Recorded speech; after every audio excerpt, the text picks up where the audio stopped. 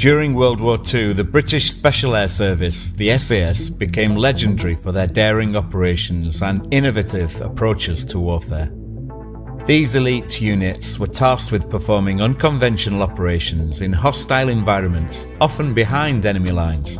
The success of these missions was, in part, due to the kit they used, some of it specially selected for its effectiveness in special operations. Weapons like the Thompson submachine gun, Vickers K machine gun, and Lewes bomb became staples of the SAS's arsenal.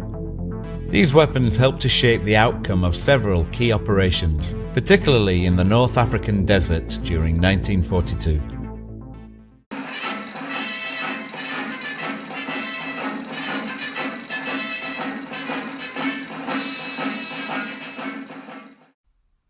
The Thompson submachine gun.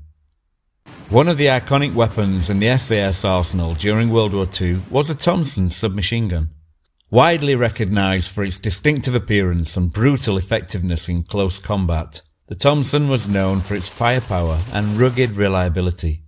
The British ordered batches of Thompsons early in the war and quickly adopted it for use by the commando forces and then the SAS. With a high rate of fire and chambered in .45 ACP, it proved ideal for close quarters combat during raids, ambushes, and attacks on German positions. Browning high-power 9mm pistol. The Browning high-power pistol, though not exclusively an SAS weapon, was favoured for its reliability, accuracy, and large magazine capacity at 13 rounds. It was commonly used as a secondary weapon during operations and was carried alongside submachine guns or rifles. Its ergonomic design made it easier to handle and fire under duress, and the 9mm cartridge offered a good balance between stopping power and controllability. The Mills bomb. The venerable Mills bomb, named after its British inventor William Mills, was one of the most iconic fragmentation hand grenades of both World Wars I and II. There was nothing special as such about this grenade, it being standard issue. However, in the hands of the SAS it was extremely effective. A cast iron shell filled with explosive material, the Mills bomb was distinctive for its spoon safety lever and its reliable fuse system. This grenade was often used by SAS troopers in close-range ambushes and raids, where its devastating effects were appreciated. The ability to throw the Mills bomb accurately made it a vital tool for breaching enemy positions, clearing obstacles, or disabling light enemy vehicles and aircraft. Plastic explosives. The SAS's use of plastic explosives such as RDX and TNT was another key factor in their success. These explosives were malleable, easy to conceal, and could be moulded around targets such as tanks, vehicles, and fortifications. Plastic explosives were often used by the SAS to destroy infrastructure or to sabotage enemy operations. The ability to plant these explosives covertly in enemy territory was a trademark of SAS operations, allowing them to disrupt enemy logistics and destroy key targets without engaging in full-scale combat.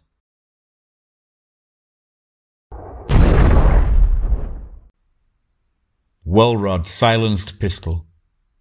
One of the most iconic pieces of equipment issued to the British SOE, the Special Operations Executive, and possibly used at times by the SAS in World War II, was the Welrod silenced pistol, first produced in 1942 by Major Hugh Reeves at Station 9 in England. The Welrod was a .32 caliber bolt-action single-shot pistol designed for covert operations, ideal for silent eliminations. It featured a suppressor integrated into its design, making it perfect for stealthy operations where noise needed to be minimised. The Sten gun. The Sten gun in 9mm was another standard issue weapon of the British Army, a cheap and efficient submachine gun produced in large numbers during World War II. Despite its crude design, the Sten gun was lightweight and easy to manufacture, making it an ideal weapon for mass production and equipping large numbers of soldiers and partisans. For the SAS, the Sten was an invaluable tool during operations that required mobility, stealth and firepower. The gun's simplicity also made it easy to modify or repair in the field. The Jeep and the Vickers K machine gun. We haven't noted the wonderful Willys Jeep as a weapon as such so far in this documentary, and yet it might almost be described thus, since it was, in SAS hands, bristling with firepower in the form of the Vickers K guns and was used to deadly effect in many of the SAS's World War II raids. Mounted as such on their jeeps, the Vickers K was a machine gun in use by the RAF, but which also found its way into SAS operations during World War II. It was capable of providing reliable fire during raids, and though usually mounted on the Willys, it was also used dismounted. The Vickers' firepower made it useful when loaded with tracer for destroying parked Axis aircraft on nighttime raids in North Africa. Lewes bomb. The Lewes bomb was designed by Lieutenant Jock Lewes, one of the original members of L Detachment SAS in 1941. A small yet potent blast incendiary device much used by the SAS in airfield raids in the North African campaign. A combination of diesel oil, Nobel 808 plastic explosive, thermite and steel filings, the Lewes bomb weighed about a pound and was thus light enough to be carried in quantity by a commando. It was placed or just flung at parked aircraft and was usually devastating, provided the detonator worked. These bombs contributed significantly to SAS operations in their disruption of enemy supply lines and logistics in North Africa. Fairbairn-Sykes fighting knife. Finally, we come to the iconic Fairbairn-Sykes fighting knife developed by William E. Fairbairn and Eric Anthony Sykes, and made famous for its adoption by the British Army Commandos, the SAS and other units. Double-edged and with a narrow, tapering blade between 6.5 and 7 inches in length, the Fairbairn-Sykes was primarily designed to thrust and was capable of penetrating the heavy greatcoat issued to German troops. The design was based on Fairbairn and Sykes' pre-war experiences of knife fighting in Shanghai Municipal Police Service and was found to be particularly effective in silent sentry removal by the SAS. A devastating raid. Wadi Tamet Airfield, Libya, night of December 14, 1941. The commando team from L Detachment, SAS, and heavily armed with Thompson submachine guns, Colt 45 automatic pistols and Lewes bombs, and led by the legendary Blair Paddy Mayne, at this time a lieutenant in the SAS, infiltrated the well-defended Axis airfield.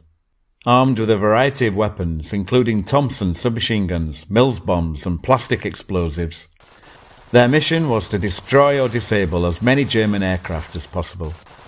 The SAS moved swiftly and silently under the cover of darkness, planting explosives on the aircraft and using their Thompson submachine guns to suppress enemy guards. The use of plastic explosives proved crucial in causing significant damage to the parked aircraft, and the SAS managed to destroy about 24 enemy aircraft along with the respective bomb and petrol dumps. Mayne's leadership was instrumental in the success of the raid, and the mission demonstrated the effectiveness of the SAS's unconventional tactics and specialised weaponry.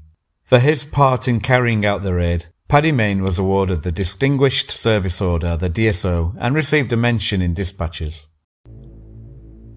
Conclusion.